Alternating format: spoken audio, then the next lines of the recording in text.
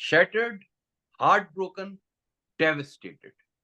Imagine करें, मैं आपको एक सिनेरियो देता हूं कि आप एक फ्लाइट पे ट्रेवल कर रहे हैं एज अ पैसेंजर, और आपको अचानक आपकी नजर पड़ती है कि जहाज का इंजन जो है वो खराब हो गया है, उसमें आग लग गई। आप देख लेते हैं कि फॉल्ट आ चुका है। उसके बाद थोड़ी देर के बाद आपको एहसास होता है कि जहाज का दूसरा इंजन भी खराब हो गया है, और जहाज के कंट्रोल सिस्टम्स भी आहिस्ता आहिस्ता खराब होते जाते हैं। उसके बाद जहाज जो है डोलता डालता नोज डाइव करना स्टार्ट कर देता है। अब आप अपनी मौत को आता हुआ देख रहे हैं अपनी तरफ, आहिस्ता आहिस्ता जहाज धीरे धीरे जमीन की तरफ बढ़ रहा है।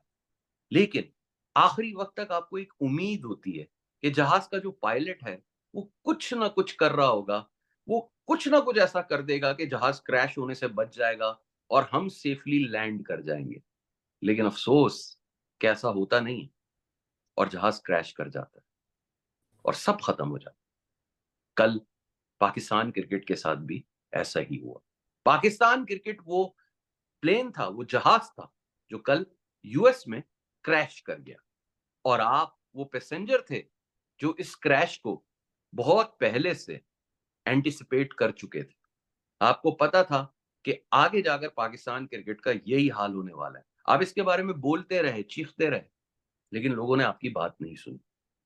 और जो पायलट था वो पाकिस्तान क्रिकेट टीम का कप्तान, और इसकी मैनेजमेंट और इसकी एडमिनिस्ट्रेशन, वो सब लोग इस क्रैश के जिम्मेदार थे, क्योंकि वो कुछ ना कर पाए इस जहाज को क्रैश होने से बचाने के लिए। मैं और क्या बोलूं तौसीफ भाई, इंट्रोडक्शन में मेरे ख्याल में हम अपनी वीडियो का आज स्टार्ट करते हैं, क्योंकि आज दिल बहुत भारी है, नींद आई नहीं है, सो नहीं पाया मैं, और माइंड में कोई ऐसी बात आ नहीं रही पाकिस्तान क्रिकेट के हवाले से जो मैं करूं। लेकिन स्टार्ट में इस तरह से करूंगा कि मुझे ये बताएं कि क्या आपको कल के मैच की ये उम्मीद थी कि उसका ये रिजल्ट होगा? अगर ये उम्मीद थी तो क्यों थी? और अगर आपको ये उम्मीद नहीं थी तो क्यों नहीं थी? प्लीज, द लेजेंड देखिए, तौसीफ भाई। मैं साल के स्टार्ट में जनवरी में मैंने पाकिस्तान की टीम के साथ थोड़ा-सा टाइम गुज़ारा है ना, तो 2-3 दिन गुज़ारे, लेकिन उसके बाद यहीं पे उनके मैचेज़ वगैरह हुए, तो वहाँ से ना वहीं से ऐसे लग रहा था कि this not something not right. फिर वो उन्होंने कोचेज़ चेंज कर दिए, फिर स्टाफ कप्तान चेंज कर दिए, एक वो पैटर्न। तो अब मेरे मतलब ये कि अगर आप एक्सपेक्ट करते हैं कि यार पाकिस्तान इन सारी टर्बुलेंस के साथ स्मूथली जाएगा, तो इट्स नॉट प्रैक्टिकल राइट, क्योंकि जितनी टर्बुलेंस हो रही थी टॉप टू डाउन, ऊपर वाले भी नीचे वाले भी, गवर्नमेंट में चेंजेस आ रही हैं, इधर से चेंजेस हो रही हैं, इलेक्शन हो रहे हैं, ये हो रहा है, वो हर कोई जो था ना वो इनसिक्योर लग रहा था, वो अपना सिस्टम चलाने के चक्कर में था ना। तो उस दौरान हुआ ये है कि जो पाकिस्तान क्रिकेट टीम है, अब उसमें हमारे unfortunately, and that's one of the reasons we are doing this programs, is unfortunately ऐसा लगता है कि हमारे जो एक्सपर्ट्स हैं, क्रिकेट एक्सपर्ट्स वगैरह भी टीवी पे जो बैठते हैं, उनकी भी शायद कुछ मजबूरियाँ होती हैं, वो एजेंडों के तहत काम करते हैं। तो आई डिडन्ट सी कि Pakistan, I couldn't see Pakistan doing it smoothly, क्योंकि जितना होम सीरीज न्यूजीलैंड की, जो उस टीम के सिर्फ 3 प्लेयर हैं वर्ल्ड कप के स्क्वाड में, ठीक है? उनसे पाकिस्तान बोल के हार ही गया था, वो उसामा मीर ने बराबर करवा दी मैच जितवा के, ठीक है? उसके बाद आयरलैंड से आप हार गए, तो how would you expect, like अगर आप फॉर एग्जांपल गंदुम लगा रहे हैं, गंदुम का बीज लगा रहे हैं, तो उसमें से कपास किस तरह निकलेगी? मतलब वी हैव टू बी बिल्कुल। Practical about it, right? So the leading up to this world cup, everything was not, nothing was in order वो फ्रॉम कहते हैं ना, you captain. Reap what you sow, तो वो वाली बात होगी। बिल्कुल, बिल्कुल। तो वो नथिंग वाज़ इन ऑर्डर, और फिर हम we were just hoping for a miracle, and maybe अब जो है वो मिरेकल के टाइम गुज़र चुके हैं। बिल्कुल, बिल्कुल, बिल्कुल ऐसा ही है। मिरेकल्स, हम हमेशा मिरेकल्स का ही सोचते हैं। हम हमेशा इस बात पे खुश होते रहे कि पाकिस्तान की टीम बड़ी अनप्रेडिक्टेबल है जी, किसी को भी हरा सकती है। हमने कभी ये नहीं सोचा कि अनप्रेडिक्टेबिलिटी जो है ना, इट्स अ कर्स। अनप्रेडिक्टेबल होना कोई अच्छी बात नहीं होती स्पोर्ट्स टर्म्स में। एक्सीलेंट होना अच्छी बात होती है, प्रेडिक्टेबल होना अच्छी बात होती है, ऑन पेपर स्ट्रांग जाना ग्राउंड के अंदर, ये एक इम्पैक्ट क्रिएट करता है अपोजिशन के माइंड्स में। कोई अनप्रेडिक्टेबिलिटी तो कुछ भी नहीं तो होती, इसको मतलब। मैं इसका एक मैं अगर इसको एक जुमले में मैं, सॉरी आपको बात काट रहा हूँ, वो इस तरह है कि किसी को आपने हैंड ग्रेनेड दे दिया, ठीक है? और आप कहते हैं यार इस बंदे का निशाना बड़ा अच्छा है, ठीक है, लेकिन कभी कभी लगता है, तो बाज का ये होता है कि हैंड ग्रेनेड हाथ में ही फट जाता है। तो मेरा ख्याल है कि हमारे हाथ में हैंड ग्रेनेड बिल्कुल, फट चुका है। वो ऐसे ही हुआ है। वो कोई हमने एग्जाम्पल दी ना, आपने भी टर्बुलेंस की बड़ी अच्छी बात की, और हम बात फ्लाइट की कर रहे थे, जहाज की कर रहे थे, प्लेन की कर रहे थे, तो बड़ा कॉन्टेक्स्ट में बड़ा रेलेवेंट है। और साथ साथ जो है विंजर्स भी आते रहे। पाकिस्तान, आपने बात की, पाकिस्तान न्यूजीलैंड की सी टीम से हारता रहा, फिर आयरलैंड से हार गया, इंग्लैंड को बिल्कुल भी कोई कंपटीशन पाकिस्तान की टीम नहीं दे पाई। We were seeing this coming यार। हम बात कर रहे थे, आज से नहीं कर रहे, 4 साल से कर रहे हैं कि ये जो कल्चर पाकिस्तान टीम में डेवलप हो चुका है, जिस तरह की स्किल्स और जिस तरह की कैपेबिलिटीज को पाकिस्तान अडॉप्ट करना चाह रहा है, ये आगे जाकर डेवास्टेटिंग होंगी पाकिस्तान क्रिकेट के लिए। और बिल्कुल वैसा ही हुआ। और आपने एक बंदे को इतना पावरफुल कर दिया कि वो टीम में जिसको जो मर्जी आए खिलाए, जिस तरह की टीम बनाए। और कोई भी कप्तान अगर कोई और उसके अगेंस्ट लाने की कोशिश की जाए, तो वो उस कप्तान को भी टॉपल करके दोबारा से खुद आ जाए। तो जब इस तरह की पावर्स किसी को मिल जाएंगी, किसी ऐसे बंदे को जिसको हैंड ग्रेनेड चलाना नहीं आता, तो फिर वो अपने हाथ में ही फटेगा। आखिर में जाकर यही होना है, अपने हाथ में ही फटेगा। और एग्जैक्टली पाकिस्तान टीम के साथ बिल्कुल वही हुआ। तो असी भाई, मैच से स्टार्ट करते हैं। वैसे तो जी। इस quite like formal and irrelevant के मैच में क्या हुआ क्या नहीं हुआ, हम्म, लेकिन फिर भी मैच पे हमें बात करनी है, तो थोड़ा सा स्टार्ट करते हैं कि मैच से पहले हम यही सोच रहे थे कि पाकिस्तान टीम अगर टॉस जीत गई, that would be a huge advantage. हालांकि हमें इतना कंसर्न होना नहीं चाहिए था। एक छोटी टीम के खिलाफ पाकिस्तान टॉस जीतती है या हारती है, should have made a big difference यार। लेकिन पाकिस्तान के जो फेयर्स थे वैसा ही हुआ, पाकिस्तान टॉस हार गई, पाकिस्तान को पहले बैटिंग करनी पड़ी। अब सुबह सुबह ये होता है कि अर्ली ऑन बॉल थोड़ा सा मूव करता है। आयरलैंड ने किस तरह से स्टार्ट किया, कैसी बॉलिंग रही उनकी, क्या क्या उन्होंने मार्कअप्स किए हुए थे, क्या उन्होंने चेक्स किए हुए थे बाबर आजम को लेकर और आपके ओपनर्स को लेकर, उसको किस तरह समराइज करेंगे आप प्लीज। हाँ देखिए, वो एक स्ट्रेटजी के साथ आए थे, राइट और रॉन्ग। और ऐसे लग रहा था कि वो बाबर आजम और रिजवान को जिस तरह उन्होंने लेफ्ट आर्म स्पिनर से स्टार्ट करा दिया। और मेरे और आपके हमारे ओपिनियन यही था कि सुबह स्विंग सीम होगा तो हो सकता है कि फास्ट बॉलर थोड़ा ज्यादा काम होना। लेकिन उन्हें पता था कि दोनों फंसते हैं ना स्पिनर पे भी, ठीक है। तो उन्होंने एक एंड से स्विंग बॉलर लगाया और दूसरे एंड से स्पिनर लगाया। तो मेरा ख्याल था कि वो शायद, पर इट डिड ओके बिकॉज उसने डॉट्स डाली। रिजवान ने एक उल्टा टांग रख के छक्का मारा, लेकिन 6-5 डॉट बॉल्स खेल दी तो बात वही होगी, रन्ना बॉल ही हो गया ना। समझ रहे? तो उन्होंने they came up with a very good strategy, they knew where to bowl to who. Rizwan थोड़ा सा आगे से फंसता है स्विंग होते हुए गेंद को, ठीक है। लेफ्टी उनके स्विंग बॉलर ने वहीं से कराया, रिजवान ने टांग नहीं निकाली, स्लिप लग गई। तो मतलब it look like it was all scripted, but they were onto it. Like in terms of their planning was spot on। और स्टीवर्ट लॉ माशाल्लाह काफी एक्सपीरियंस ऑस्ट्रेलियन क्रिकेटर हैं, और क्या कहते हैं अच्छे कोच भी हैं। तो I think he figured out कि यार स्ट्रेटजी क्या है, फिर ये एग्जीक्यूट कर सके ना कर सके बात की बात है। But they had a really strong strategy for Babar and Rizwan.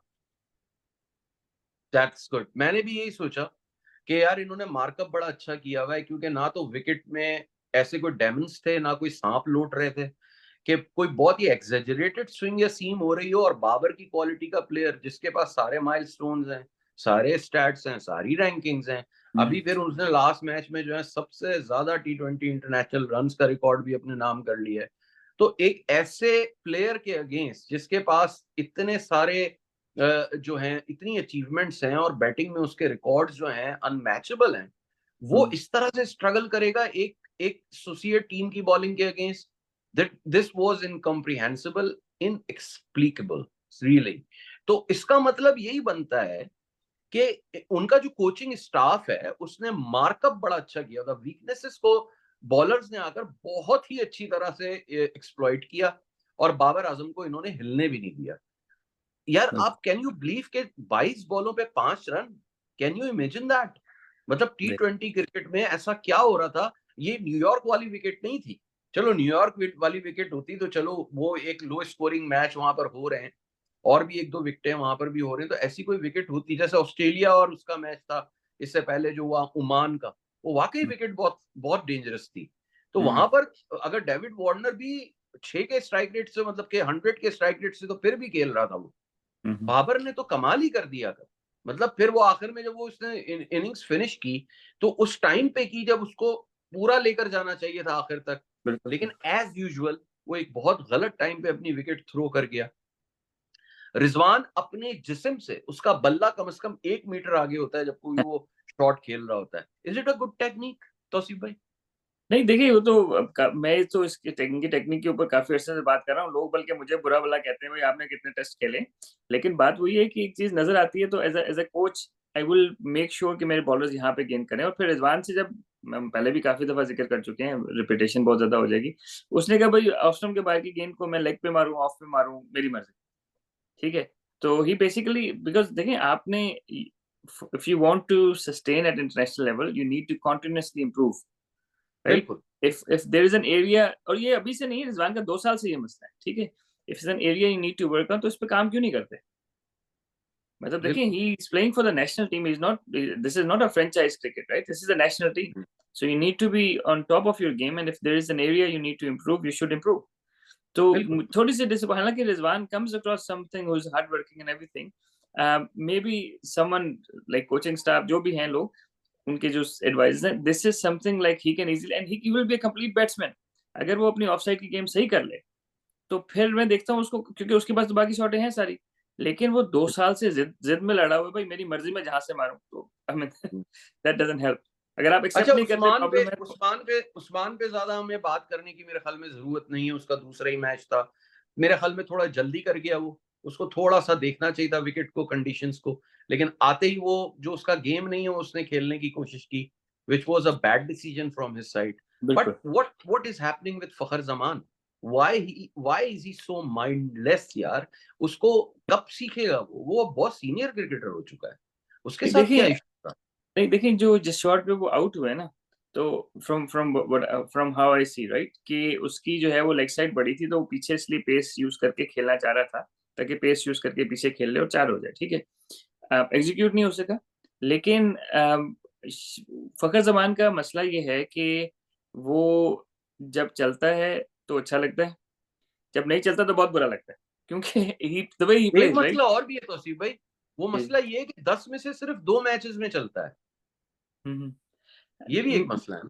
हाँ, लेकिन देखिए जहाँ पे हम जब वो आया ना, उसने पहली गेंद पे छक्का मार दिया, उससे मैं बात कर रहा हूँ, ठीक है। हुँ, तो उसने जो मोमेंट, क्योंकि रन रेट बहुत स्लो था, तो हुँ। अगर बाबर ने इतने डॉट बॉल्स ना खेले होते दूसरे एंड पे, तो मेरा नहीं ख्याल कि वो रिस्क खेलता। वो थोड़ा, क्योंकि आपको पता है फखर जमान शुरू की बॉलें थोड़ा देख के फिर खेलता थे।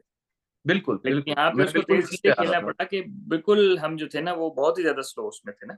यानी कि इसका थोड़ा बहुत ब्लेम, बल्कि बहुत ज़्यादा ब्लेम जो है बाबर आज़म की सुस्त बैटिंग पे भी जाता है। जिस तरह से प्रेशर क्रिएट हुआ अगले एंड पे नॉन स्ट्राइकर्स पे, और उन्होंने बिल्कुल वही वही हुआ। फिर उसके बाद शादाब आया, शादाब ने तेज खेलने की कोशिश की और वो सक्सेसफुल भी रहा। छोटी टीमों के खिलाफ देखिए शादाब देखिए हमेशा सक्सेसफुल रहता है। फखर जमान जब आउट हुए ना, ठीक है, तो 4.4 ओवर्स में 26 रन थे, ठीक जी। है। ठीक है, 4.4 उनमें से जो था ना बाबर, ठीक है, तो 26 में से 23 जो थे ना उन दोनों के थे रन, तीनों के। बिल्कुल, बिल्कुल, ठीक बिल्कुल। है, तो समझ लें, तो 5वें ओवर तक तो बाबर के 3 रन थे, ठीक है। बिल्कुल, तो ऐसे ही था। You know what I mean, कि वो ज़ाहिर है कि उसने उसने तो स्लो नहीं करना ना, उसने तो तेज ही खेलना है। तो मे बी कैलकुलेशन गलत हो गई, लेकिन I I think the idea was right. Usman Khan, उसको फील्डर के ऊपर से क्लियर करने की जरूरत नहीं थी, क्योंकि बाकी सारे गैप्स थे, ठीक है। तो आई बिल्कुल, think he made the wrong choice. इसके ख्याल में, मेरे ख्याल है, he was going for the right shot, he probably didn't execute it well. हुँ, हुँ। आगे जो है तो शादाब खान जो है उसके थोड़े बहुत लग गए, लेकिन बहुत हम्म गलत विकेट पे, गलत मौके पे उसकी विकेट गिर गई। हम्म चलें, शादाब खान का हमें पता है कि छोटी टीमों के खिलाफ वो रन्स हमेशा करता है, वो हमेशा हम्म करता है, बट छोटी टीमों के खिलाफ। आगे चलते हैं आज़म खान पे। Azam Khan is devastated, mentally shattered लग रहा था। कैंची बनाकर वो खेलने की कोशिश की। कैंची उसी वक़्त बनती है जब बंदे का मेरे ख्याल में नहीं नहीं, वो कॉन्फिडेंस। तो I think he was just waiting कि गेंद पड़ेगी, रुकेगी, आराम से आएगी, फिर मैं उसको खेलूंगा ना। तो वो गेंद हाँ, थोड़ी सी तेज आ गई, तो वेरी हाँ, लेजी कैजुअल, ये बहुत बहुत। लेजी गए के ऊपर। हाँ, तो you are right, maybe not in the right frame of mind. उस बिल्कुल बेचारे नहीं। को थोड़ा सा रिलीफ कर देना चाहिए। और खैर वो लंबी बात हो जाएगी, वो बाद में कर लेंगे। लेकिन उस बेचारे को कैरेबियन के लिए सिलेक्ट किया था, तो कैरेबियन में तो मैच ही नहीं हुआ। वो बात है ना कि आपने तैयारी मैट्रिक की, आपको ये नहीं पता था कि जो है मैट्रिक से पहले 8वीं भी पास करनी होती है। बिल्कुल तो नहीं सकता मैचेस वो। शुरू के जो है वो शुरू के सारे मैचेस जो है वो सारे 2-3 मैचेस यूएस में हो गए, तो वहीं फँस बिल्कुल। गए आप। तो अभी कैरिबियन तो दिल्ली अभी दूर है। दिल्ली अच्छा, दूर है। आ आगे आगे चलते हैं तो थोड़ा-सा आप बात कर लें आयरलैंड की बॉलिंग की, हल्का-फुल्का उसको ज़रा यूएसए टच की, कर लें। यूएसए। सॉरी, यूएसए की बॉलिंग की। यूएसए की बॉलिंग को हल्का-फुल्का टच कर लें, कैसी रही उनकी बॉलिंग? हाँ, देखिए उनका जो स्पिनर था वो, हालाँकि मेरा ख़्याल है उसको मार पड़नी चाहिए थी जिसने नया गेंद किया है, किंजी है, इस समय सॉरी नाम नहीं सही प्रोनाउंस कर सका। और सौरभ जो उनके बॉलर थे, लेफ्ट आर्म फास्ट बॉलर, उन्होंने तो बहुत अच्छी गेंद की। जो स्पिनर थे ना, उसने उसको हमें रन्स करने चाहिए थे। हमें उसको डॉट बॉल बहुत ज़्यादा खेल दी। बाकी उन्होंने ज़रा कि वो कोरी एंडरसन को एक कवर कराया, बड़े एंड में लाके कराया। मतलब वो स्ट्रेटेजिकली उन्होंने they used their bowlers well. एक जसप्रीत थे जो ज़रा तेज़ करने की कोशिश कर रहे थे, उनको रन्स पड़ रहे थे, तो फिर कोरी एंडरसन से उन्होंने उस कवर। हुँ, तो ओवरऑल जो हरमीत हैं, वो पुराने खेलने वाले हैं, वो भी ठीक थे। तो आई थिंक कि असल प्रॉब्लम आई है शुरू में। पहले 10 ओवर में ही ना वो पाकिस्तान को इतना अंडर प्रेशर कर चुके थे कि उसके बाद किसी से भी ओवर कराते, तो वो कर लेता ना मैनेज। तो आई बिल्कुल। Think overall bowling wise I still, I mean obviously उनके जो सौरभ था लेफ्ट आर्म वो अच्छा था, और अली खान बैकएंड पे अच्छे थे। पर I still hmm, don't think कि वो इनकी बॉलिंग में इतनी पोटेंट, मतलब इतने पोटेंट नहीं थे बॉलर्स। बिल्कुल, समझ बिल्कुल, रहे हैं? बिल्कुल। उसके बावजूद पाकिस्तान ने उनको बहुत, मतलब देखें, आप किसी बॉलर को ज़रूरत से ज़्यादा रिस्पेक्ट देते हैं तो वो अच्छा गेंद करने लग जाता है। और मेरा ख़्याल है बिल कि ये हुआ पाकिस्तान के साथ में। अच्छा, इफ्तिखार का आप किस तरह से देख रहे हैं? क्या रोल देख रहे हैं आगे पाकिस्तान क्रिकेट के अंदर? इफ्तिखार का यार सीधा-सीधा फुल टॉस मिस कर गया मेरा ख़्याल आज तो वो। और ऐसी फुल टॉस और मतलब इतना पिंच हिटर और इस तरह का बैट्समैन इस तो तरह आई से। Don't know, it's again the mindset as well, like I think mindset का भी काफ़ी प्रॉब्लम है कि इफ्तिखार जो है वो मतलब हालाँकि उसको खिला रहे हैं, उसको मतलब फुल आज तो ओवर भी कराया उससे। लेकिन आई थिंक वो जो हमने आपने पहले बात की ना कि मेरा ख़्याल है कि जो मेंटली जो है ना प्लेयर्स हमारे किसी उसमें चले गए हैं, शेल में चले गए हैं। अब उसकी वजह क्या है? इंग्लैंड से हारना है या क्या है? आई डोंट नो। लेकिन इफ्तिखार भी बहुत टेंटेटिव लग रहे थे। नॉर्मली वो इस तरह नहीं खेलते। हुँ, हुँ। अच्छा चलें आपको क्या लग रहा था कि पार स्कोर इस विकेट पे क्या होना चाहिए? मुझे ऐसा लग रहा था कि 180 should be a safe score for Pakistan. What do you think? जब बैटिंग कर देखिए, रहा था पाकिस्तान। हाँ, नहीं, पाकिस्तान जब बैटिंग कर रहा था तो आई फेल्ट कि 150-60 पे पाकिस्तान आराम से रोक लेगा।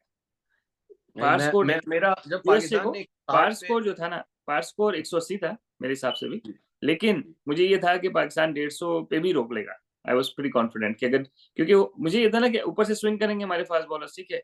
तो वो 2-4 विकेटें ऊपर से गिर जाएँगी, उसके बाद फिर हम पकड़ लेंगे उन्हें। लेकिन क्या कहते हैं, ना स्विंग हुआ, ना पकड़े गए वो। जब पाकिस्तान ने 160 किए तो मैंने फौरन बोल दिया था इट्स एडवांटेज यूएस। यस, हाँ, क्योंकि बिल्कुल। क्योंकि विकेट मुझे पता था और अच्छा हो जाना है, बेटर हो जाना है बैटिंग के लिए। और पाकिस्तान के पास फॉर्म के अंदर जो बॉलर है ना वो सिर्फ 2 ही हैं, एक शाहीन था और एक हारिस रऊफ था। इन दोनों की हुँ, बॉलिंग अच्छी आनी बहुत ज़रूरी थी। मेरे ख्याल में शाहीन के से जब स्टार्ट हुआ तो शाहीन ने शुरू में 1-2 ओवर जो किए उसने, उसमें उसकी बॉलिंग जो है उस क्वालिटी की नहीं थी जिस क्वालिटी की होनी चाहिए थी। क्या बिल्कुल। ख़्याल है और क्यों ऐसा नहीं था? कुछ इस पे ज़रा रोशनी डालिए हाँ, नहीं, तौसीफ भाई। देखिए शाहीन का ये है कि वो फ्लोट करने लग जाता है ना, हम क्रिकेट टर्म में यूज़ करते हैं इंटू द डेक और फ्लोटिंग ना, तो वो अलोंग द डेक बॉल कर रहा है for a guy who is 6'5". अगर वो इंटू द डेक बॉल करे ना, तो बेशक फ्लैट विकेट हो, सीमेंट पे खिला दें, उसका गेंद आगे से थोड़ा बहुत तंग करेगा ना, तो वो इतना बिल्कुल। लंबा हो के तो वो यूँ छोड़, यानी कि आमिर का रिलीज़ पॉइंट और शाहीन शाह अफरीदी का रिलीज़ पॉइंट सेम है, और ये उससे काफ़ी लंबा है, बल्कि आमिर का शायद उससे हाई है। तो आमिर बिल्कुल। मैक्सिमम हाइट पकड़ता है, ये नहीं पकड़ता, सही है? एक तो ये थोड़ा-सा नी बेंड करके रिलीज़ करता है, दूसरा ये कि ये फ्लोट करता है। अब देखिए वो ये बच्चे तो नहीं है ना, देखें लीग्स में जो आउट करता है ना आगे-आगे फुल टॉसें करके, यॉर्कर्स वगैरह करके, फ्लोट करके, वो हो चल जाता है। यहाँ पे तो वर्ल्ड कप खेलने आए हैं, समझ रहे हैं? तो वो दे वर वेटिंग फॉर इट। और दिस ईयर आई मीन हमने जैसा पहले भी बात की, इंग्लैंड वाले में एक मैच में उसने 7 फुल टॉसें कराई थी। हुँ। ठीक है? तो दैट्स एन इंडिकेशन कि यार he should focus on hitting the deck hard effort पे। तो मुझे लगता है कि वो अलोंग द डेक जाके ना वो आगे से होपिंग कि यार कोई बंदा सीधी फुल टॉस मिस कर जाएगा तो विकेट मिल जाएगी। अच्छा मैं आपसे ये जानना चाहूँगा कि नसीम शाह ने आकर आपको ब्रेक थ्रू दिलाया। और उसके बाद तो उन्होंने जिस तरह की क्रिकेट खेली है अपना तौसीफ भाई, ऐसा लग ही नहीं रहा था कि कोई एसोसिएट टीम खेल रही है। मतलब इतनी मेथोडिकल अप्रोच, इतनी करेक्टनेस, इतना अच्छे मतलब स्ट्राइक रोटेशन, इतना अच्छा गैप्स को तलाश करना, मतलब पाकिस्तान जैसे टीम के बॉलर्स को इतनी ईज के साथ वो खेलते चले गए और मैच को लेकर चले गए 13वें 14वें ओवर तक। ये जो मिडिल फेस था जिसमें मुनाक पटेल उनका जो कप्तान है और गॉस, इनकी जो बैटिंग थी इसको आप किस तरह देखते हैं? असल में हमारी जो बॉलिंग थी ना क्वाइट सिमिलर हो गई थी, यहाँ पे हमें चाहिए था जेन्युइन स्पिनर, ठीक है, क्योंकि स्पिनर ने क्या करना था कि वो पेस स्लो कर देनी थी, ठीक है। अब वो शादाब भी माशाल्लाह फ्लैट ही कर रहा था, ठीक है, बेचारा यार स्लो वो करने की मैंने कोशिश क्लिप कर रहा था। लगाया ना, क्लिप लगाया था तो यही बात हम कर रहे थे, तो मैंने तो आपको पहले ही बोला था कि हाँ, शादाब को तो स्पिनर गिनना ही नहीं चाहिए, ये शादाब एग्जैक्टली, स्पिनर है। Sorry to exactly. Cut you off, आगे तो चलें। उसमें ये कि यहाँ पे जेन्युइन स्पिनर होता, स्लो डाउन करनी थी ना हमने गेम, ठीक है। तो they were quite smart in lot of other ways as well. एक साइड की बाउंड्री बड़ी है, एक ही छोटी है। जहाँ बड़ी बाउंड्री थी they were look pushing our fielders, ठीक है, ठीक है। और जहाँ छोटी बाउंड्री थी they were trying to hit the gaps की चौका हो जाए। तो वो आपकी बिल्कुल बात सही है कि उनकी अप्रोच जो थी ना बहुत प्रोफेशनल थी, कि ये वो, और फिर उन्होंने, क्योंकि वो पीछे जोन्स भी था उनका, एरन जोन्स भी था और कोरी एंडरसन भी, तो उसकी बारी नहीं आई। तो दे न्यू कि यार हमें अगर 10 एन ओवर भी चाहिए हुआ आखिर में तो हम कर लेंगे, we need to take it deep. Hmm, run तो इतने थे नहीं। तो आई थिंक कि जहाँ पे वो जो ब्रेक थ्रू था ना जिसमें उसने जिस ओवर में चौका छक्का मार दिया शाहिन शाह अफरीदी को, तो that was the statement, right, कि उन्होंने जो है वो एक स्ट्रॉन्ग स्टेटमेंट दे दी कि यार क्योंकि होता इस तरह कि आप अपना जिस तरह बुमराह को दरमियान में ले आए ना कि यार यहाँ से विकेट लेके आने, और उस ओवर में अगर बुमराह को मार पड़ जाए तो समझ रहे, फिर इंडिया का तो सब कुछ गया। बड़ा चेंज। सिमिलरली शाहिन शाह अफरीदी वहां पे विकेट लेने के लिए गए, ठीक है, और उन भाई ने एक छक्का छक्का और चौका मार दिया, तो that just completely, that was a very strong statement. वो उसका बहुत ओवर, बहुत वो उसका ओवर देख के खेल भी सकते थे, लेकिन they knew what he is doing, right. तो वो उनको एग्जैक्टली इतना वो, exactly, यही चीज मुझे सरप्राइज कर रही है कि दे वर वेरी मेथोडिकल, वेरी बिल्कुल। करेक्ट, कि वो उनको पता था एक एक बॉलर को उन्होंने मार्क किया हुआ था अच्छी तरह से, और उनको पता था कि हमने कब किस बॉल पे अटैक करना है। देखिए वो जहां कहते पे हैं ना आपने, मौके, वो बात जहां करते पे हैं ना आपने, मौके पे चौका, जी मौके जी पे चौके लग रहे थे। नहीं, जहां पे आपने मिड ऑफ ऊपर रखा है, तो back of a length ball को भी ना उन्होंने फ्लैट बैट ऊपर से मारा। हमारे यहाँ बिल्कुल जहां बाउंड्री पे बंदा खड़ा है उसी को हिट मार रहे हैं, तो उस सेंस में दे वर एक्चुअली मतलब फार फार मेच्योर देन पाकिस्तान टीम, कि उन्होंने जो है ना वो फील्ड को खेला है, फील्ड के साथ बिल्कुल खेला है ना। तो बिल्कुल हम लोगों ने जो है वो फील्ड की तरफ खेला और उन्होंने फील्ड के साथ खेला, तो बेसिकली उनकी स्ट्रेटजी एग्जैक्ट। बहुत स्ट्रॉन्ग। और मेरे ख्याल में एरन जोन्स की जितनी तारीफ की जाए कम है, क्योंकि पिछले मैच में उसने कनाडा के खिलाफ एक शानदार इनिंग्स खेली थी, और इस मैच में उसने अपना टोटल डिफरेंट रूप दिखाया कि हम्म, इस वक्त जिस चीज की कंसोलिडेशन की जरूरत थी, उसने हम्म, एक एंड से विकेट भी बचा के रखी गौस के साथ, और फिर उसके बाद कंसोलिडेट भी करता गया, मुनाक पटेल के साथ, सॉरी, हम्म, कंसोलिडेट भी करता गया। मेरे ख्याल में बड़ी शानदार आज की भी इनिंग्स एरन जोन्स की बड़ी शानदार थी। फिर उसके बाद जो जो फिनिशिंग टचेस दिए वो नीतीश कुमार ने दिए, लेकिन हम्म। फिनिश पे आने से पहले पहले 2 ओवर रह गए हैं, 2 ओवर रह गए हैं और उनको जीतने के लिए 21 रन चाहिए। आगे से पाकिस्तान की बॉलिंग लाइनअप है, और पाकिस्तान के पास आखिरी 2 ओवर, एक ओवर आमिर का है और एक हारिस रऊफ का है। आप किसको जिताएंगे? जिताएंगे या करवाएंगे किससे ओवर? नहीं, जिताएंगे किसको? 2 ओवर में 21 रन चाहिए, नहीं देखिए, एक 2 ओवर में आमिर का किस ओवर है, रन, एक हारिस रऊफ का है, आप कौन जीतेगा? आजकल के इस दौर में तो आई थिंक बैटिंग साइड शुरू है फ्रॉम देयर। अच्छा, हाँ, 10 चाहे एन वो ओवर यूएस उसका, ही क्यों ना हो, हाँ चाहे वो 10 एन यूएस ही ओवर, क्यों ना हो। 10 एन ओवर जो है ना वो इसलिए चेज हो जाता है कि आजकल जो है ना वो रनिंग बिटवीन द विकेट भी सही है लोगों की, ठीक है, और हमारे आजकल के बॉलर्स वाइडे भी कर जाते हैं, तो एक का एज लग के भी चौका लग जाता है, लेग बाय का पीछे चौका, मतलब ये कि अगर आजकल के दौर में ना 10 रन आखिर 2 ओवर में 20 रन बचाना जो है ना वो बड़ी महारत है, क्योंकि रिवर्स भी नहीं होता ना इतना। चलें, तो आपकी बात मान लेता हूं, हम्म, 10 रन आसान होते हैं, 15 रन के बारे में क्या ख्याल है? ये देखिए 15 रन में अब आपको एक से ज्यादा बाउंड्री चाहिए, ठीक है, तो अब 15 रन जो है ना वो हमारे बॉलर्स को बचाने चाहिए, और क्योंकि आखिरी 3 बॉलों पे 12 रन के बारे में क्या ख्याल है? यार वो तो क्या क्या कह सकते हैं, क्या कहते हैं, देखिए उनकी एक तो फील्ड प्लेसिंग जो थी ना, I don't agree with it, कि उन्होंने डीप बैकवर्ड पॉइंट लिया हुआ है, थर्ड मैन ऊपर लिया हुआ है और फिर एक्स्ट्रा कवर लिया हुआ है, जो कवर स्वीपर लिया हुआ है। तो भाई अगर आपने ये फील्ड रखी हुई है और मिड ऑफ ऊपर रखा हुआ है, तो फिर आप आगे गेंद करेंगे तो वाइड करेंगे, ठीक है, सामने नहीं करेंगे, एग्जैक्टली सीधा, ठीक है, सिंपल। तो एग्जैक्टली उन्होंने तो विकेट में सीधा किया, उसने सीधा, उस बंदे ने भी बिल्कुल place, again he knew where the gap was, he और डिडंट प्ले कितना बॉल ऑन मेरिट, बेहतरीन वो शॉट था, उसने जोर से मारने की कोशिश नहीं की, उसने सिर्फ एलिवेशन लेने की ही कोशिश की, डिडंट बल्ले को प्ले द, टिल्ट किया। देखिए आपका इंस्टिंक्ट ये होता है कि आपके मिडिल लेग में बॉल आ रही है फुल टॉस, तो आप लेग पे मारते हैं, हम्म, वैसे बात कर रहा हूँ। तो उनकी इतनी मतलब अच्छी प्लानिंग थी कि he knew where the fielder is up, right, तो फील्डर उसने है। लेग स्टंप से गेंद को इनसाइड आउट थोड़ा सा सीधा मार दिया, तो they knew what they were doing. Aamir का जो सेकंड लास्ट ओवर था, वो किस क्वालिटी का था, उसको आप कैसे देखते हैं? यार वो very very high quality, to be honest वो ही मैच में हमें लेके आया, क्योंकि उसकी जो एक्यूरेसी थी कमाल, मतलब आमिर, उसने जो वो ओवर किया उसने, नो डाउट उसने सुपर ओवर में अच्छा नहीं किया, लेकिन वो ओवर उसने बहुत कमाल की, और मतलब इसी इट चीज वाज, के लिए हम आमिर को वापस लेकर आए थे कि बिल्कुल आमिर बिल्कुल हमें ये करके देगा, और आमिर ने वो करके दे दिया। बिल्कुल। फिर भी लोग उसके सुपर ओवर पे बहुत ज्यादा तनकीद कर रहे हैं। मुझे ये ऐसा लगता है जब आप सुपर ओवर के लिए रेडी ना हो ना, और आपने अभी लेटेस्ट ओवर किए हुए हो, तो आपके लिए सुपर ओवर में आकर रिपीट करना, देखें, रिपीटेबिलिटी जो होती है ना, वो बहुत ही मुश्किल काम होता है। नहीं, इट्स फिर नॉट अ इजी जॉब।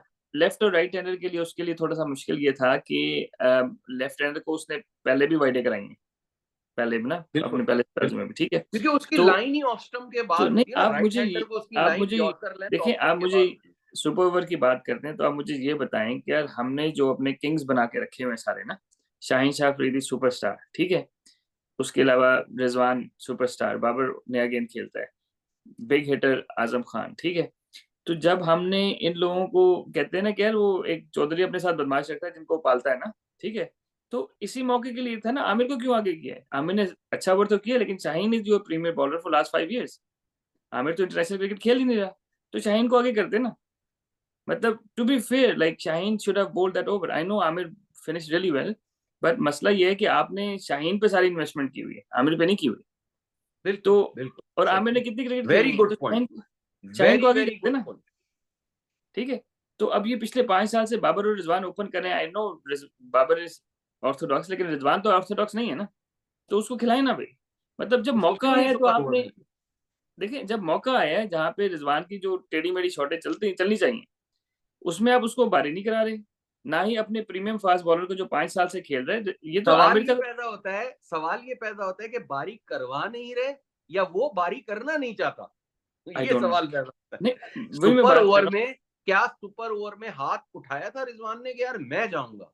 जैसे वो ओपनिंग करने के लिए बिल्कुल ही उतावला हुआ जाता है ना, मरा हूँ। जा रहा होता है, वैसे उसको सुपर ओवर में भी हैंड रेस करना चाहिए था कि नहीं यार, मैं, मेरे पास सारे स्टैट्स हैं, मेरी एवरेज 50+ है, मैं ये, मैं ऐसे छक्के में वैसे छक्के, मैं जाऊंगा सुपर ओवर में और मैं जाकर पाकिस्तान टीम को जितवाऊंगा। क्यों नहीं हुआ ऐसा? नहीं, और फिर दूसरा देखिए, आप हॉर्सेस फॉर कोर्सेज है, ठीक है, आप शादाब का भेजने की तुक नहीं बनती, क्योंकि आपने आजम खान को वलीमे खिलाने के तो नहीं रखा हुआ, पिछले 6 महीने से टीम के साथ रखा हुआ, भाई उसका काम है ये, दिस इज व्हाट ही, उसका अच्छा मैच नहीं किया, लेकिन हो सकता है वो रन कर देता, लेकिन जिस बंदे का जो काम है, आजम खान हो गया, अपना इफ्तिखार हो गया, या फखर जमान हो गया, और रिजवान जो अटैकिंग क्रिकेट खेलते हैं, जिन पे हमने इन्वेस्ट किया हुआ है, तो उनको लाइन है सामने, ठीक है। बिल्कुल। तो सिमिलरली बॉलिंग पे तो मैं बड़ा वो, आई नो कि आमिर ने अच्छा वर्क किया, उससे करवाना चाहिए था, लेकिन Shaheen is your premier bowler, right, Shaheen has been bowling all these overs for last 4-5 years, Aamir तो बेचारा तीसरा चौथा इंटरनेशनल खेल रहा है 4 साल में, समझ रहे हैं? तो इससे आपको एक अंदाजा ये नहीं होता कि इनकी कोई प्लानिंग नहीं थी? इनको पहले से नहीं पता होता कि अगर सुपर ओवर आ गया तो हम्म, हमारा जो प्राइम बॉलर है वो कौन होगा सुपर ओवर में? इसका मतलब है कि मैच की जो डायनेमिक्स थी, इन्होंने ये सुपर ओवर वाला डिसीजन सारा का सारा मैच की डायनेमिक्स के हिसाब से लिया। बिल्कुल। इनकी पहले से प्री प्लान्ड कोई पॉलिसी नहीं थी कि सुपर ओवर में ये दो बैटिंग करेंगे और ये बॉलिंग करेगा। ऐसा कुछ नहीं लग रहा था। हाँ नहीं, और फिर दूसरी टीम जो है ना चूज करती है उन्होंने किस एंड से बारी करनी है ना, ठीक है, तो देव चोजन एन एंड, तो उसमें एक लेफ्ट एंड राइट हैंडर था, तो उसके बाद फिर आप देख सकते हैं, आप बॉलर वहां जाके चेंज भी कर सकते हैं, समझ रहे हैं, आप अगर शाइन से कराना था और आप समझते हैं कि यार वो एक लेफ्ट हैंडर आ गया और एक साइड की बाउंड्री छोटी है, किसी और से भी करा सकते हैं, बट व्हाट आई एम हाँ, ट्राइंग टू से इज कि यार आमिर को आपने नो डाउट टीम में लाया है, लेकिन this would have done by, this over should have bowled by your premium bowler, तो इसका मतलब है कि फिर शाइन का तो स्टेचर नहीं है जो हम हमें 5 साल से बताते आ रहे हैं ना। A lot of questions have been raised, और अब और ज्यादा उठेंगे क्वेश्चन। सबसे पहला क्वेश्चन ये उठता है how you are seeing Pakistan team going forward into this tournament and after this tournament. चले पहले हम इस टूर्नामेंट की बात करते हैं। मैं आपसे वही सवाल करूंगा जो मैंने आज से एक हफ्ता पहले आपसे पाकिस्तान और यूएस के मैच के बारे में किया था जी जी। कि आप कनाडा और आयरलैंड के खिलाफ how you are seeing Pakistan team gonna fare against them. देखिए जो कनाडा के साथ मैच है वो न्यूयॉर्क में, तो वो Pakistan giving the Pakistan strength, right, Pakistan should win that. Ireland का मैच फ्लोरिडा में मुझे इतना ज्यादा ट्रैक का आइडिया नहीं है, लेकिन अगर वो जैसा भी ट्रैक हुआ, समझ रहे हैं, तो वो पाकिस्तान को जरा ज्यादा तंग कर सकते हैं, क्योंकि तेज तो नहीं होगा। सही है। और वो जीते न्यूयॉर्क, हुए भी हैं पाकिस्तान से in the exactly, recent New York past. में होता तो और बात थी, लेकिन न्यूयॉर्क में पाकिस्तान इंडिया को भी हरा सकता है, क्योंकि बात वही है कि वो विकेट थोड़ा ऊंचा नीचे है, और आपने अगर अच्छा स्टार्ट ले लिया बॉलिंग में पहले टॉस जीत के, तो आप फंसा सकते हैं। आयरलैंड का I don't know, but Pakistan, मेरे ख्याल में Pakistan might beat India and lose to Ireland. यार तौसीफ भाई, ये बड़ा इंटरेस्टिंग आपने स्टेटमेंट दिया है, बट मैं इसको जो है वो ले लेता हूँ और देखते हैं क्या होता है। अगर ऐसा हो गया तो this will be a big deal, और मेरे ख्याल में पाकिस्तान अगर सुपर 8 में ना भी पहुंचा और इंडिया को हरा दिया ना, तो लोगों का दिमाग थोड़ा ठंडा हो जाएगा, but it will not be good for the future of Pakistan cricket. It won't be good. मुझे ऐसा लगता है मुझे ऐसा लगता है कि पाकिस्तान के अंदर अब चेंजेस की जरूरत है। मुझे ऐसा लगता है कि जो ड्यू थे चेंजेस पिछले 3-4 साल से, वो आगे जाकर पाकिस्तान टीम के अंदर होने चाहिए। देखें, मेरा एक सीधा सा पॉइंट है, शाहीन शाह अफरीदी को जब आपने कप्तान बनाया तो शाहीन शाह अफरीदी ने यंगस्टर्स को चांसेस देने की कोशिश की। आप सीरीज हारे कोई बात नहीं, लेकिन यंगस्टर्स को एक्सपोजर मिला। साहबजादा फरहान को उसने खिलाया, उसने हसीबुल्ला को खिलाया, उसने आजम खान। अपना अब्बास आफरीदी को खिलाया। ठीक है, ही ट्राइड हिज बेस्ट। ठीक है, आपने टाइम सीरीज हारने पे वावेला मचाकर एजेंडे एजेंडे चलाकर उसको हटाया। ठीक है, एक बहुत बड़े सोशल मीडिया आउटलेट से तो बड़े ट्रेंड्स चल रहे थे जी कि ये बाबर को हटाकर गलती की है तो ये हो गया तो वो हो गया। आपको पता है मैं किन की बात कर रहा हूँ। जी फिर जी जी। वो शाहीन शाह अफरीदी को हटाकर बाबर को दोबारा वापस लाया गया। अब हमें करेक्ट करने की जरूरत है। अगर हमने यूएस से ही हारना है तो हमें क्या ऐसा नहीं करना चाहिए कि हम बाबर और रिजवान से फॉर गुड T20 क्रिकेट में जान छुड़ाएं। हम नए प्लेयर्स लेकर आए, टॉप ऑर्डर में हम साइम अयूब, हारिस और फखर जमान को रखें, and then Abdullah we go Shafique on. है। और जो डोमेस्टिक के परफॉर्मर्स हैं, साहबजादा फरहान वगैरह, और तैयब ताहिर हो गया, कामरान गुलाम हो गया, बहुत सारे प्लेयर्स हैं यार जिनकी लोग बात करते हैं, जिनकी डोमेस्टिक में परफॉर्मेंसेस बहुत अच्छी हैं। उनको लाकर खुलकर चांसेस दें। एक साल के लिए पाकिस्तान टीम को छोड़ दिया जाए, उससे रिजल्ट्स ना मांगे जाए। ठीक है, आपको क्या लगता है कि पाकिस्तान में टैलेंट क्या बिल्कुल ही खत्म हो गया है कि पाकिस्तान टीम अपने पैरों पे दोबारा खड़ी नहीं हो सकती? असल में इसमें फॉर्मेट्स इतने ज्यादा आ गए ना, टेस्ट क्रिकेट अलग है, वनडे अलग है, और T20। अब T20 के अगले 4-5 महीने में सारा मैचेस, प्रॉपर मैचेस नहीं है। ठीक है, अगली पाकिस्तान के असाइनमेंट टेस्ट किए, तो बेसिकली जो है ना, वो नेशनल टीम का जो है, वो जो पैटर्न है ना, अगर T20 वर्ल्ड कप हो रहा है तो उससे पहले 6 महीने पहले आप T20 मैचेस ज्यादा खेलेंगे। ठीक है, फिर उसके बाद अगर वनडे वर्ल्ड कप हो रहा है तो चैंपियंस ट्रॉफी है ना, फिर वनडे का फोकस ज्यादा हो जाएगा। चैंपियंस ट्रॉफी 50 ओवर की है, ठीक है। तो अब इस वर्ल्ड कप के बाद अगले 12 महीने पाकिस्तान का फोकस रहेगा वनडे क्रिकेट पे। हमारे यहाँ थोड़ी सी जो मिसअंडरस्टैंडिंग है लोगों को, कि वो एक फॉर्मेट की परफॉर्मेंस पे दूसरे फॉर्मेट में लोगों को पिक कर लेते हैं। जब मोहम्मद हारिस ने वनडे डेब्यू किया, ठीक है, तो उसने मेरे ख्याल 4-5-6 मैचेस खेले हुए थे वनडे के डोमेस्टिक, और कोई रन भी नहीं किए हुए थे। ठीक है, on the other hand Hasibullah ने 40 मैचों में 600 किए हुए थे। समझ नहीं, लेकिन हारिस ने क्योंकि T20 में रन किए हुए थे तो टीवी पे नजर आ रहा था, उन्होंने हारिस को खिला दिया। तो what I am trying to say is कि प्लानिंग जो है ना, वो every format is quite unique. ठीक है, क्योंकि लिस्ट ए में बाबर आजम जो वनडे में बहुत अच्छे स्टैट इसलिए हैं कि वनडे में फील्ड रिस्ट्रिक्शंस और होती हैं। ठीक है, आपको बिल्कुल, बाउंड्री की चांसेस ज्यादा मिल जाते हैं। ठीक है, बिल्कुल। T20 में आपने स्ट्राइक रोटेट करनी है जहां पे वो स्ट्रगल करते हैं। तो what I am trying to say is कि एवरी फॉर्मेट इज डिफरेंट। अब पाकिस्तान ने इसके बाद कोई बड़ा T20 नहीं खेलना। इसके बाद हमारे 1 साल तक वनडे क्रिकेट की प्लानिंग है, and that is where the distraction comes. तो मेरा ख्याल है आप कि बिल्कुल करना। सही कह रहे हैं। आप बिल्कुल सही कह रहे हैं, लेकिन for example let's take a scenario कि पाकिस्तान टीम जो है, इस कैजुअल से हटकर बात करते हैं, अभी कॉम्प्लेक्शन आगे जाकर पाकिस्तान की T20 क्रिकेट का क्या होना चाहिए? क्या बाबर और रिजवान की जगह बनती है आपकी बुक में T20 क्रिकेट के अंदर या नहीं बनती? और एक कप्तान के लिए आप नेक्स्ट कैप्टन कौन देख रहे हैं?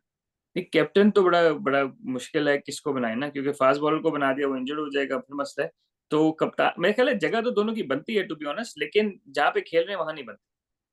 ठीक है, नहीं, अगर रिजवान, मेरे हिसाब से आप अगर अगर अगर जगह बना रहे हैं, बाबर आजम की नीचे बना रहे हैं, तो यार 4 नंबर पे तो तौसीफ भाई, अगर 4 नंबर पे आप उसको भेजें और 4 नंबर पे उसकी बारी आती है 11वें ओवर में या 12वें ओवर में, तो वो तो पूरा मैच ही बिगाड़ के रख देगा।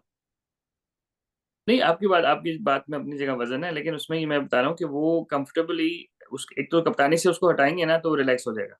एक तो उसके ऊपर जो कप्तानी का बोझ डाला हुआ है ना वो उठाएं उससे, ठीक है। सेकेंडली ये कि अभी तक बोझ ना हमारे, डाला हुआ है, उसने बोझ लिया हुआ है। ये आप बेहतर समझते हैं। चले ठीक है, ठीक है। ठीक नहीं, है। मैं तो आपकी बात समझ गया। लेकिन मतलब ये कि मैं अपना इन ओपिनियन दोनों दे को देता हूँ तौसीफ। अगले अगले वर्ल्ड कप तक फेज आउट हो जाना चाहिए। अब ये है कि हम अगले, जिस तरह मोहम्मद हफीज चाह रहे थे ना, यहाँ पे इनको रेस्ट कराना चाह रहे थे न्यूजीलैंड के टूर पे ना, जब यहाँ पे न्यूजीलैंड आए हुए थे, ठीक है, वो चाह रहे थे कि बैकअप रेडी कर लेना, ठीक है। तो साथ साथ अभी हमें इनको रेस्ट कराना चाहिए सीरीज में, T20 सीरीज में अगले 12 महीने में जितनी होती है, और उनके बैकअप्स रेडी करने चाहिए। फिर 2 साल बाद जो अगला वर्ल्ड कप है उसके करीब जाके हमने देखना है कि क्या सिचुएशन है, इनकी जरूरत है या नहीं है। नहीं है तो ना खिलाएं, है तो खिलाएं, क्योंकि टीम किसी की इजारादारी तो है नहीं, ठीक है, पाकिस्तान की टीम है, सही। तो जहां पे आप समझते हैं कि इनकी जरूरत नहीं है, तो I mean you need to pick the best 11।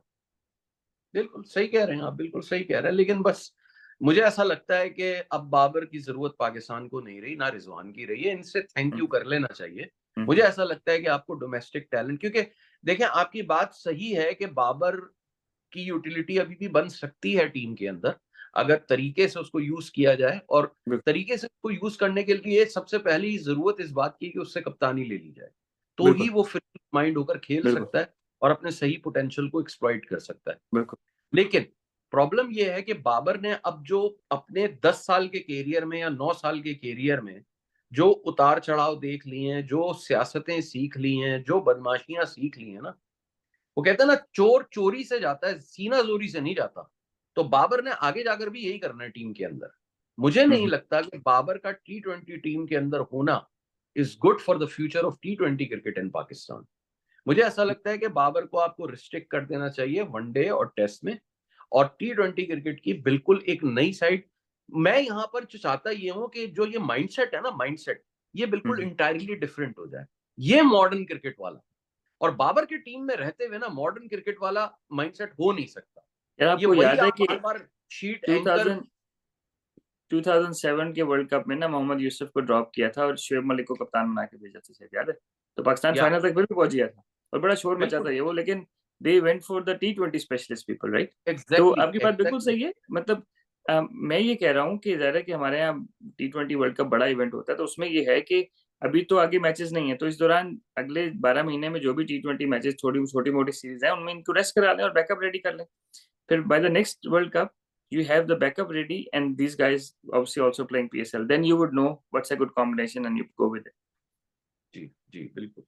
चले तौसीफ भाई, मेरे ख्याल में हमने काफी ब्रॉडली डिस्कस किया इस शिकस्त को और हम्म, इस मिसहैप को।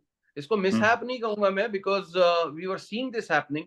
तो हम बिल्कुल, एंटिसिपेट कर चुके थे कि आगे जाकर पाकिस्तान क्रिकेट के साथ क्या होने वाला है। बिल्कुल उस बिल्कुल, पैसेंजर की तरह जिसने जहाज को क्रैश होने से पहले ये समझ लिया था कि जहाज जो है अब क्रैश होने जा रहा है, और उसने बिल्कुल, उम्मीद लगा ली थी कि शायद आखिरी वक्त में पायलट कुछ कर ले। हमारी भी उम्मीद वैसे ही थी, लेकिन नहीं हो सका। तो अभी होप कि अब पाकिस्तान के अंदर, पाकिस्तान क्रिकेट मैनेजमेंट जो एडमिनिस्ट्रेशन है उसके दिमाग में सेंस प्रिवेल करेगा और हम्म, वो पाकिस्तान क्रिकेट के लिए करेक्ट डिसीजन लेगा। बात वही आ जाती है कि ये इसका हाल हॉकी और स्क्वॉश जैसा बिल्कुल भी नहीं होना चाहिए। तो इन लोगों को होश के नाखून लेने की अभी से जरूरत है, इन लोगों को करेक्ट राइट डिसीजंस लेने की अभी से जरूरत है, ताकि क्योंकि इस वक्त पाकिस्तान की टीम लंगड़ी हो चुकी है, क्रिकेट पाकिस्तान की लंगड़ी हो चुकी है।